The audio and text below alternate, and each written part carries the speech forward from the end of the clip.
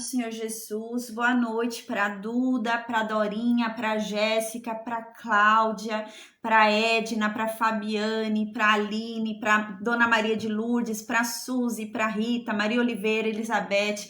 Amém. A paz do Senhor Jesus a todos do Instagram, Facebook, amém. YouTube, para quem está ouvindo depois pelo áudio, vai ouvir pelo áudio, amém. A paz do Senhor Jesus a todos, sejam todos bem-vindos. Gente, a gente está terminando o livro de Juízes, né? Só falta um capítulo para a gente finalizar esse livro, vai ser mais um livro finalizado, a gente vai finalizar ele semana que vem. A gente vai estudar o fim de Sansão, que triste o fim desse homem, né? A gente vai falar sobre isso bastante na semana que vem. A gente vai finalizar o livro de Sansão. Hoje a gente vai falar sobre Samuel, né? Lembra? Ontem eu terminei a aula falando sobre isso. O que acontece? Sansão, ele se torna juiz, né? Ele entra ali como juiz em Israel, no finalzinho ali da época de Eli, né? Onde já tinha aquela perturbação dos filhos de Eli ali, onde o profeta já havia vindo falar com Eli, né? Sobre a profecia que havia sobre a casa dele, né? Então, Sansão é levantado nesse período, né? Ali de perturbação ali de Eli. Então, ele morre nesse período, né? A morte de Eli vai nesse período ali de Sansão. E quem passa a viver a maior parte ali junto com Sansão, o período de Sansão, é Samuel. Então, Sansão e Samuel ali são juntos, né? O período deles é junto, né? E depois de Sansão, quem é levantado juiz? Samuel. Então, por isso que a gente está vendo Samuel agora. Ele ainda não foi levantado juiz, mas ele vai ser levantado profeta.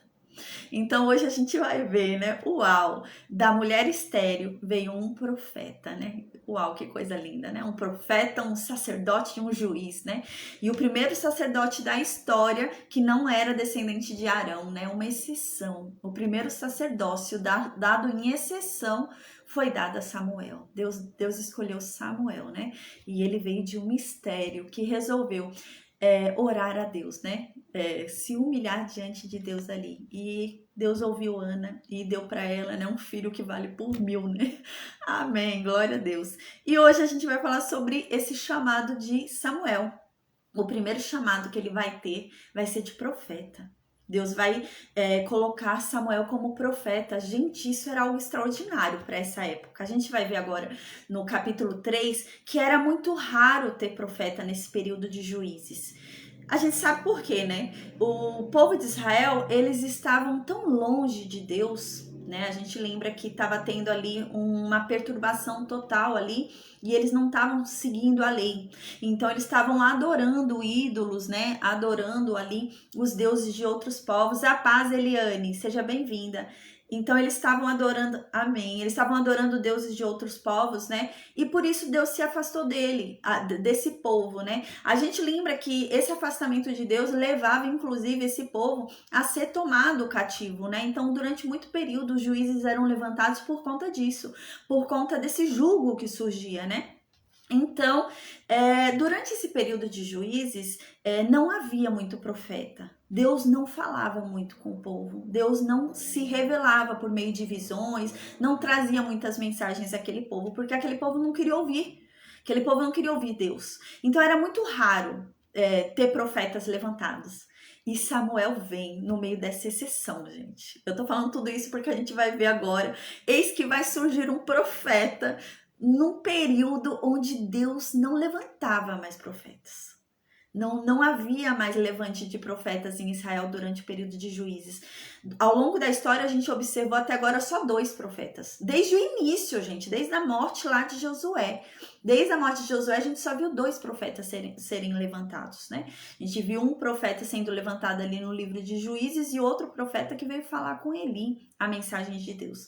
Então, era muito raro Deus usar profetas, Deus levantar profetas no tempo de Juízes. E eis que Deus vai levantar Samuel como profeta, um grande profeta, e Deus vai falar muito com Samuel. Samuel vai ser um profeta reconhecido por todo Israel. Todo Israel vai ver que Deus é com esse menino, que Deus é com esse jovem. Tudo que ele fala em profecia se cumpre, né? Então, que extraordinário, né? E hoje a gente vai ver o dia em que Deus falou com Samuel. aquele famoso dia onde ele estava dormindo, Eli também, e Deus chama ele 3 vezes, né? E ele chega ali, Samuel chega para ele, oi, Eli, você tá me chamando? Tá me chamando? E ele fala, não, deve ser Deus, né? Na terceira vez ele se liga ali e fala, deve ser Deus querendo falar com Samuel. Então vamos entender o que estava acontecendo ali. A gente vai falar um pouquinho até sobre Salomão, porque uma passagem que tem sobre a construção do templo na época de Salomão dá indícios para a gente de onde é que Samuel estava com Eli ali. Porque a gente vai ver que Samuel dormia no tabernáculo. E Eli também. Então, que história é essa? Como é que Samuel dormia no tabernáculo? Samuel dormia no Santo dos Santos, no santo lugar? Onde que Samuel dormia? E o livro de Reis, quando fala sobre a construção do templo ali por Salomão, dá indícios pra gente de como é que eles dormiam, onde é que eles dormiam. Tá? A gente vai ver isso realmente. Parece que eles dormiam ali, né? Na tenda da congregação realmente. Mas eu vou explicar isso, a gente vai ver direitinho, tá bom? Então hoje a aula é bem tranquila, é bem leve, é bem curtinha, tá? E a gente vai falar sobre o chamado de Samuel. O primeiro chamado dele foi um chamado para profeta. Mas esse homem não vai parar aí. A paz, Kelly, amém. Ele não vai parar aí. Ele é profeta, ele é sacerdote e ele é juiz, né? Uau, né? Um homem só, num tempo tão raro, onde Deus usava raramente as pessoas. A paz, Elias. Amém. Então agora, gente, eu vou fazer a oração e a gente estuda o capítulo. Eu me empolguei tanto aqui que eu não ia fazer a oração. Vou fazer a oração rapidinho e a gente começa a estudar o capítulo 3 do primeiro livro de Samuel, tá bom? Amém. Tem muita gente que fala primeira de Samuel, né? Não é, gente, é primeiro, porque é livro, né? A gente fala primeira quando são cartas, epístolas, né? Então, no Novo Testamento a gente usa bastante primeira, né? Primeira de Pedro, né? Então a gente vai usando primeiro porque é carta. Mas Samuel, o certo é primeiro, porque é livro. Então é primeiro de Samuel, capítulo 3, tá bom? Amém. Então eu vou orar agora e a gente vai começar a estudar o capítulo 3, amém. Meu Deus, obrigada, Pai. Obrigada por essa oportunidade de estarmos aqui reunidos diante da Tua santa palavra, diante da Tua santa presença. Pai, venha falar conosco, porque nós queremos ouvir a Tua voz, nós queremos ouvir a Tua verdade, nós queremos, Pai, ser libertos por ela, em nome de Jesus.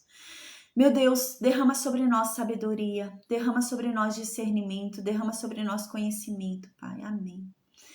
Meu Deus, nos esvazia de tudo aquilo que nos afasta de Ti, de tudo aquilo que nos corrompe, Pai, nos esvazia de nós mesmos, Pai, e nos enche da Sua santa presença, Pai, amém.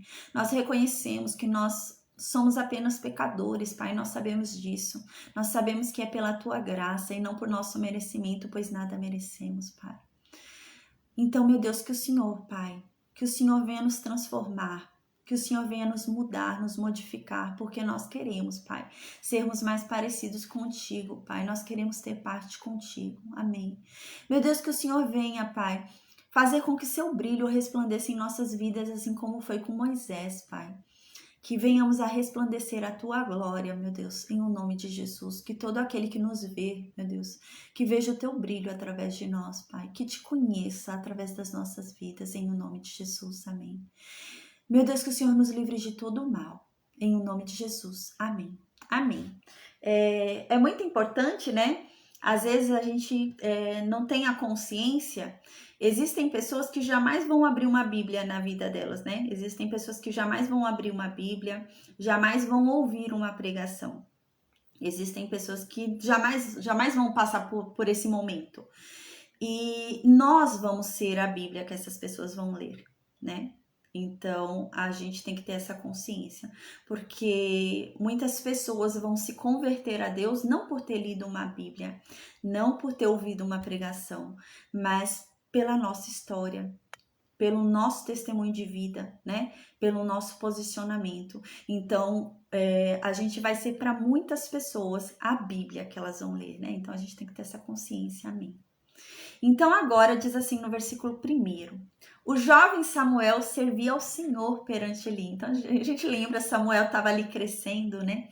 E ele continuava ali trabalhando para Deus junto com Eli, né? E aqui diz algo muito importante, diz assim: naqueles dias a palavra do Senhor era muito rara. As visões não eram frequentes. O que está dizendo aqui? Deus não levantava profetas. No tempo de Juízes era muito raro Deus querer falar com esse povo. Era um povo rebelde. Era um povo que Deus falava e eles não ouviam. Eles queriam ouvir os deuses dos outros. Eles queriam seguir as outras nações, os outros povos. Então Deus não levantava profetas. Era muito raro Deus levantar um profeta nesse período de Juízes. É isso que está dizendo aqui.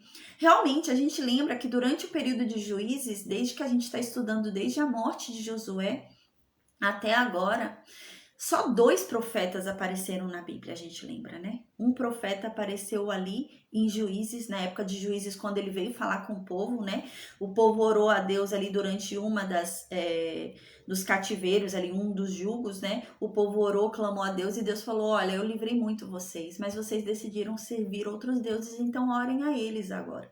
Então ali foi levantado um profeta, a gente viu, e outro profeta que foi levantado foi no livro de Samuel, que a gente viu, que esse profeta foi até Eli para falar sobre a profecia sobre a casa de Eli por conta do pecado dos filhos de Eli e por conta de Eli não fazer nada vendo o pecado dos filhos dele. Então era muito raro. Deus não levantava profetas. Deus não queria falar mais com aquele povo. Então Deus não mandava visões, Deus não mandava mensagens, Deus não mandava sonhos. Deus não estava levantando profetas, era muito raro. E esse capítulo já começa com essa mensagem para a gente entender, né? Porque num tempo tão raro, num tempo onde Deus não levantava profetas, num tempo onde Deus não falava com ninguém, Deus decide falar com um jovem. Deus decide falar com um adolescente, gente. Deus decide falar com Samuel. Então, aqui no versículo 2 diz: certo dia, estando deitado no lugar costumado, o sacerdote Eli, cujos olhos já começavam a escurecer-se, a ponto de não poder ver, né? Então aqui Eli já tinha uma certa dificuldade. A gente vai ver mais pra frente que ele vai ficar cego. Mas ele já estava com muita dificuldade aqui de visão. Ele já não enxergava direito mais, ele já não conseguia mais ver. Mas não era totalmente cego pelo jeito, porque mais pra frente a gente vai ver que ele vai ficar cego. E ele já tinha uma certa dificuldade de visão, né? E aqui diz que ele estava dormindo no lugar onde ele costumava dormir, né? E quem estava com ele? Samuel. Samuel ajudava Eli. Samuel era ali agarrado em Eli, fazia tudo para Eli, né? Então, nesse dia, Eli estava dormindo, né? A gente já vai ver onde eles estavam dormindo. Ele estava dormindo ali num lugar que ele costumava dormir. E ele já não enxergava bem, já precisava de muita ajuda, né? Então, no versículo 3 continua: e tendo-se deitado também Samuel no templo do Senhor, em que estava a arca, antes que a lâmpada de Deus se apagasse. Então, o que acontece? Onde é que eles dormiam? No tabernáculo, na tenda. O que é a tenda da congregação, né? A gente lembra, a gente já estudou sobre isso. A tenda da congregação, a gente estudou a paz, Aldemir, amém. A gente estudou que a tenda da congregação, a gente estudou em Êxodo, né? Que na verdade ela era tudo que estava dentro do átrio. Então a tenda da congregação era inclusive o átrio ali. Do átrio para dentro era tudo ali, era a tenda da congregação. Era o átrio com o altar de bronze, a pia, né? E o tabernáculo ali de Deus também. Tudo isso era o quê? Era o templo de Deus, era o templo do Senhor, né? Era a tenda da congregação. E eles dormiam lá dentro, tá? Quando diz aqui no versículo 3 que ele dormia no templo do Senhor, onde estava a arca, que estava a arca, não é que ele dormia no Santo dos Santos. Samuel não dormia no Santo dos Santos, Eli não dormia no Santo dos Santos, não pode. A gente lembra que o sumo sacerdote devia entrar uma vez por ano no Santo dos Santos sem estar com a mão vazia. Se entrasse com a mão vazia, morria, né? Até Cristo entrou no Santo dos Santos com a mão cheia com o sangue dele, né? Então não podia entrar com a mão vazia ali no Santo dos Santos. Era uma vez por ano com a mão cheia, né? A mão com o sacrifício. Então eles não dormiam no Santo dos Santos. E eles também não dormiam, gente, no santo lugar. Não era. O santo lugar, a gente lembra que é onde ficava o altar de ouro, o altar de incenso, ficava o candelabro e ficava a mesa da proposição, né? A gente lembra que esse era o santo lugar. Eles também não dormiam aí nesse lugar, não, tá? Onde é que eles dormiam? Eu já vou falar para vocês, em 1 Reis, capítulo 6, se eu não me engano é versículo 8, mas eu já vou confirmar. Salomão fala pra gente uma informação muito importante. Quando ele for construir o templo, mais para frente de Deus, ele vai construir alguns quartos no átrio, para os sacerdotes dormirem, né? Então, o que acontece? Vai ter o Santo dos Santos, vai ter o Santo Lugar, e fora, ali no átrio, sabe? No pátio, onde tem a bacia, onde tem o altar de bronze, ali vão ter quartos. No tempo de Salomão, vão ter quartos ali onde os sacerdotes vão dormir.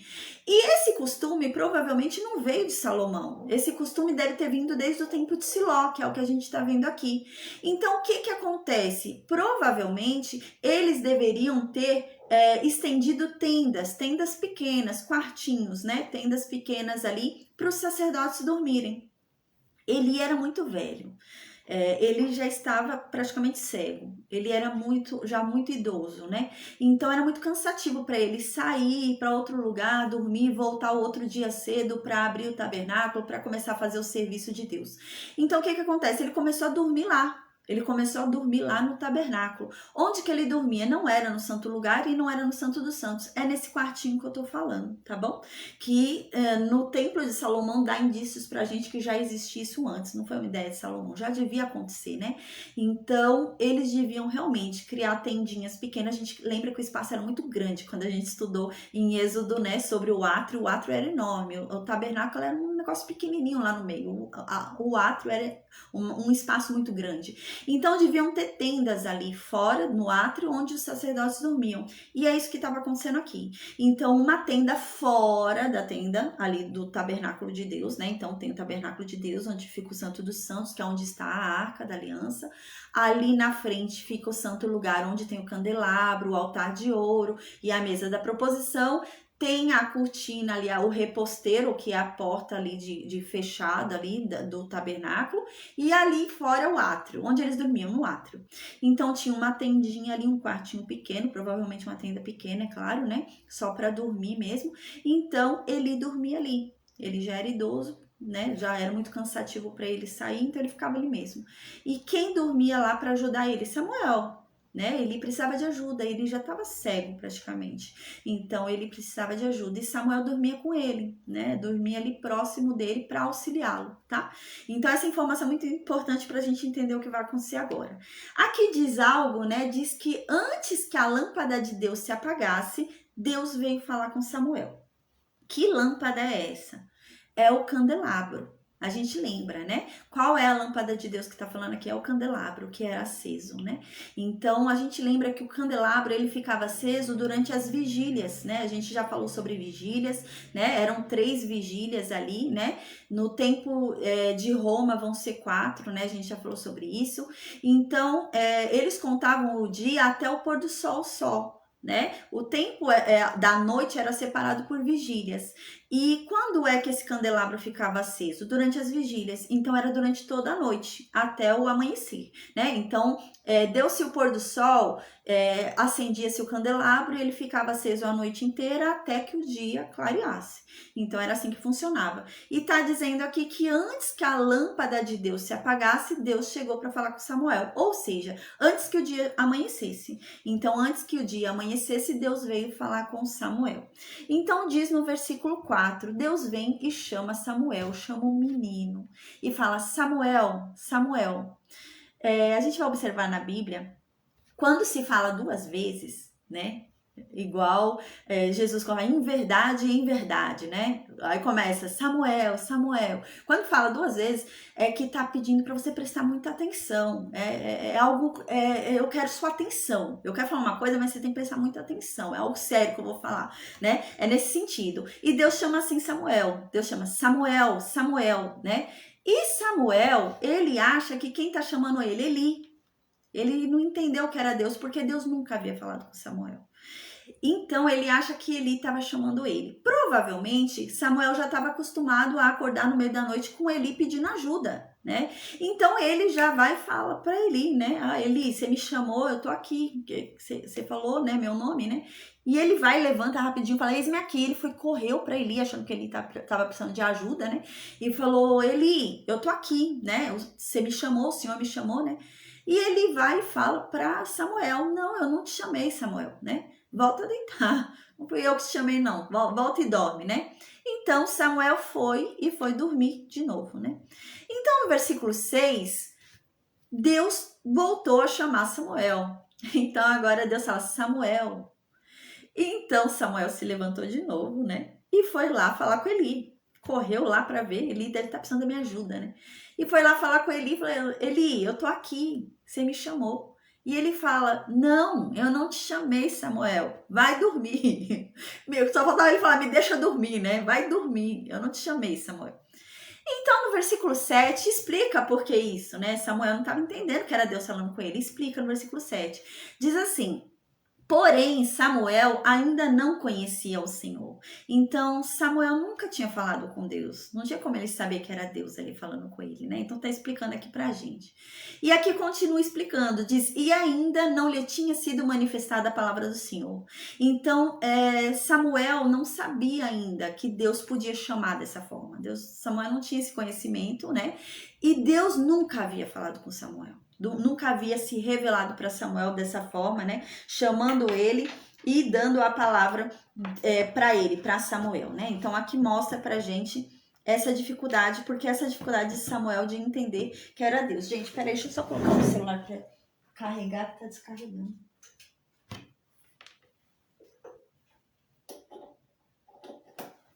Então, o versículo 8 continua, né? Então, pela terceira vez, Deus chamou Samuel. Falou, Samuel, né? Então, Samuel se levantou de novo pela terceira vez e foi lá falar com Eli. E Samuel falou, Senhor, eu tô aqui, o Senhor me chamou de novo. Aí Eli se ligou. Aí Eli, caiu a ficha de Eli, ele falou, não é Deus. Deus que tá chamando Samuel. Então Eli agora dá um conselho para Samuel. E no versículo 9, ele disse para Samuel, vai lá, se deita de novo. Se você ouvir mais uma vez alguém te chamando, você responde assim, Senhor, pode falar, porque o teu servo te ouve, né?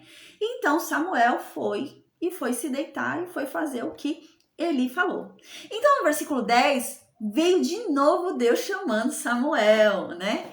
Então, como das outras vezes, chamou mais uma vez Samuel, e Samuel responde, né? Então Deus vem e fala, Samuel, Samuel, e Samuel responde, fala, porque o teu servo ouve, né? E então eis que Deus começa a falar com Samuel, uau, né? Que incrível, coisa maravilhosa. Aí no versículo 11, Deus começa a falar com Samuel. Então Deus fala no versículo 11, eis Samuel, que eu vou fazer uma coisa em Israel. E todo aquele que tiver ouvido, né, e ouvir o que eu vou fazer, essa pessoa vai ficar perturbada por causa do que eu vou fazer. Quem ouvir o que eu vou fazer vai ficar com o ouvido perturbado, né? Quem tiver ouvidos e ouvir vai ficar perturbado com o que eu vou dizer. Então diz assim no versículo 11, disse o Senhor a Samuel, eis que eu vou fazer uma coisa em Israel, a qual todo o que a ouvir lhe tinirão ambos os ouvidos. No versículo 12 continua, naquele dia eu suscitarei contra ele tudo quanto eu tenho falado com respeito à sua casa. Eu começarei e eu vou cumprir, né? Então aqui Deus está falando com relação àquele profeta, lembra no capítulo 2, que veio um profeta até Eli, falando que ninguém mais envelheceria na casa de Eli, e o que envelhecesse ia ser para desgosto, a pessoa não ia ficar feliz de ter envelhecido, a pessoa, na verdade, ela não ia ficar alegre, não ia ser uma vida boa, né? Uma vida longa, mas não ia ser boa. Então, Deus está falando isso agora, tudo que eu disse por meio daquele profeta lá aquela vez, eu vou cumprir, né? E eu vou cumprir de uma vez, né? Quando eu começar, vai ser para terminar o que eu falei que eu ia fazer. E todos vão ver que eu não minto, eu estava falando a verdade, né? Então diz isso no versículo 12. E no versículo 13, Deus continua falando para Samuel, porque eu já disse para ele que eu ia julgar a casa dele para sempre, eu já falei isso para ele, e nada mudou, né? Pelo contrário, parece que as coisas vão piorando cada vez mais, né? Então Deus disse isso, não, eu já disse isso para ele, e eu vou cumprir, né?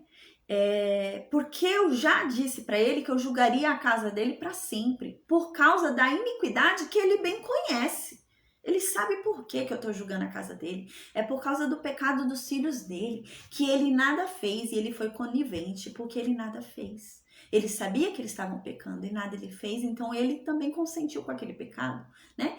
E aqui ele continua dizendo, Deus, porque seus filhos se fizeram execráveis, né? Porque seus filhos se fizeram abomináveis, né? E ele não repreendeu os filhos dele, ele não fez nada. Ele não fez nada para impedir o que os filhos dele estavam fazendo.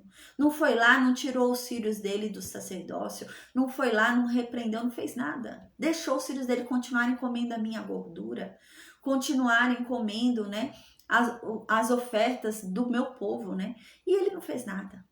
Então, no versículo 14, Deus continua falando. Por causa disso, eu jurei para a casa de Eli que ela nunca lhe seria espiada, nunca lhe seria espiada a iniquidade. O que está querendo dizer aqui, né? O que é fazer expiação?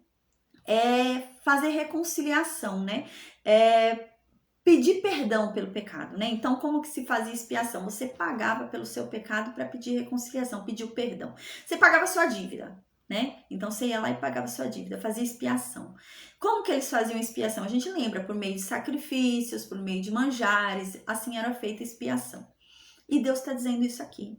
Olha, eu jurei que a casa de Eli não caberia jamais expiação. Não há sacrifício que eles me deem que eu vá perdoar o pecado deles. Não há manjar que eles derramem para mim que eu perdoe o pecado deles. O pecado deles é imperdoável. É isso que Deus está dizendo aqui para Samuel, né? Então, é uma ideia que não vai ser mudada. O pecado que eles fizeram não tem perdão. Não importa o que eles me ofereçam, é imperdoável.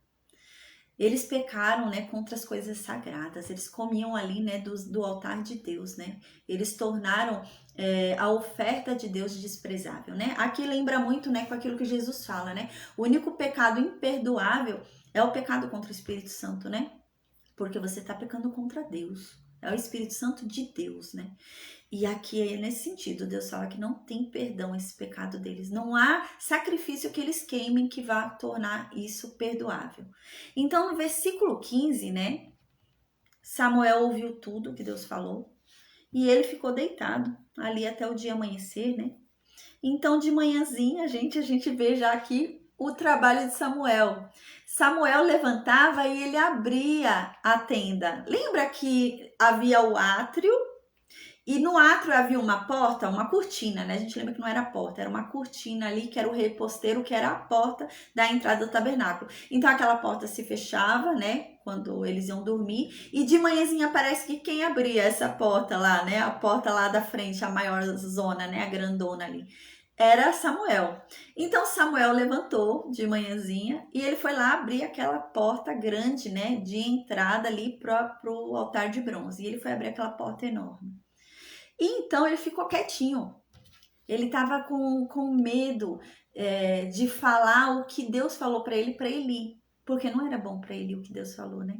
Então ele não queria falar. Ele tinha muito apreço por Eli e ele não queria falar o que Deus falou para ele. Então ele foi, abriu ali a porta, tudo, e devia estar se esquivando de Eli ali para não ter que falar, né? Então Eli vai no versículo 16 e chama Samuel. E Eli fala para Samuel: Samuel, meu filho, E Samuel responde: eu tô aqui, pode falar, né? Então ele fala: o que foi que Deus te falou? Fala para mim, Samuel. E aqui ele diz assim, eu peço-te que não encubras, assim Deus te faça o que bem lhe aprouver, se me encobrires alguma coisa de tudo que te falou. Então o que ele tá falando aqui? Ele tá colocando Samuel na prensa, ele tá prensando Samuel. Samuel, me fala tudo o que Deus te falou. E se você não me falar, que Deus te amaldiçoe, né? Que Deus te castigue. É isso que ele está falando, que você me fale tudo o que Deus falou. Eu quero saber. E então Samuel fala. Diante dessa fala de Eli, Samuel fala tudo, né? Então no versículo 18, Samuel começou a falar tudo o que Deus falou. E nada encobriu. Falou tudo. Tudo que Deus havia falado para ele falou para Eli. Então, gente, olha como Eli responde. Que incrível. Que incrível. Ele era um homem religioso, parece. Ele era um homem, sabe? O erro dele realmente é que ele não repreendeu os filhos dele, né? Ele preferiu agradar os filhos do que agradar a Deus. Mas parece que ele era um homem, sabe, religioso. Porque olha como ele vai responder o que Samuel falou. Samuel falou coisas horríveis ali, né? E ele vai e responde assim: é o Senhor. Faça o bem que lhe aprouver, né? O que ele está querendo dizer aqui? Ele responde assim: é Deus, Samuel. É Deus que está falando. Que Deus faça o que Ele quiser. Deus faça o que bem for para Ele. né? Então ele tá aceitando. Ele falou, tá bom, é Deus, eu vou falar o quê? Se Deus tá falando que vai fazer isso, eu vou falar o quê? É Deus, Deus é Deus, né? É isso que ele tá falando, é Deus. E que ele faça o que for melhor para ele, que ele faça segundo o que ele quer fazer. É isso que ele fala. Então ele não contesta, ele não questiona, né? A gente vê, né? Ele concorda. Deus sabe o que é melhor, Deus é justo, né? Parece muito com Davi, a gente vai ver mais pra frente, quando Davi for repreendido por causa do pecado dele, ele também fala isso, né? Ele fala, não, Deus é justo. Eu sei, Deus, eu não tenho defesa, eu vou falar o quê? Deus é justo, Deus sabe o que faz, né? Então, no versículo 19, Samuel continuou crescendo ali, né? E Deus era com ele. E nenhuma de todas as palavras deixou cair em terra. A gente vai ver que Deus vai começar a aparecer várias vezes para Samuel. Não vai ser só essa vez, né? A Bíblia não fala todas as vezes que Deus falou com Samuel, tá? Mas deixa muito claro que não foi só essa. A gente vai ver nesse capítulo. Deixa muito claro pra gente que Deus falava com Samuel várias vezes. Né? Deus vinha e falava, Deus vinha e contava coisas para Samuel que iria acontecer. E Samuel ia e falava e aquilo acontecia. Né? Então é isso que fala aqui, mas não fala o que é que Deus falava, né? Mas Deus falava muito com Samuel, é isso que é dito aqui. Então Samuel ia crescendo, né? E Deus era com ele enquanto ele crescia, né? E nenhuma de todas as suas palavras deixou cair em terra, ou seja, durante esse crescimento de Samuel, Deus continuava falando com Samuel, né? Trazendo revelações para Samuel, trazendo profecias para Samuel, e tudo que Samuel falava que Deus falou para ele que ia acontecer, acontecia. É isso que está dizendo aqui. Então, nenhuma das palavras deixou cair em terra, ou seja, tudo que era falado para Samuel, que Deus falava para Samuel, se cumpria. Então, no versículo 20, começa a dizer que dessa forma, todo Israel começou a perceber que Samuel era profeta. Porque Samuel falava e as coisas se cumpriam, né? E ele dizia que Deus veio e falou com ele e acontecia. Então, realmente, ele era um profeta. A gente lembra que em Deuteronômio, se eu não me engano, Deus havia falado como é que você sabia se um profeta era dele ou não, né? Quando o profeta fala e aquilo se cumpre, é porque aquele profeta é de Deus. E é isso que está falando aqui. Então, no versículo 20, diz que todo Israel, desde Dan até Berseba. Esse Dan aqui não é o Dan onde morava Sansão, que era Dan central. Aqui está dizendo o Dan do norte. Por quê? Está querendo dizer assim que todo mundo conhecia essa fama de Samuel. Por quê? Desde o norte ao sul, sabe? Do leste ao oeste, norte a sul. É nessa expressão. Para dizer que todo Israel sabia que Deus era com Samuel, que Samuel era um profeta. Todo mundo já sabia. Ele já tinha fama em todo Israel que ele era um homem, que era mensageiro de Deus. Um menino, né? Na verdade, um jovem, né? Não era um homem ainda, era um jovem que era mensageiro de Deus. Então, no versículo 20 diz isso: todo Israel, desde Dan lá do norte até Berseba, que é lá no sul, em Judá, né? Todo Israel conheceu, entendeu, soube que Samuel tinha sido confirmado por Deus como profeta. Então, eles já reconheciam ali que Samuel era profeta.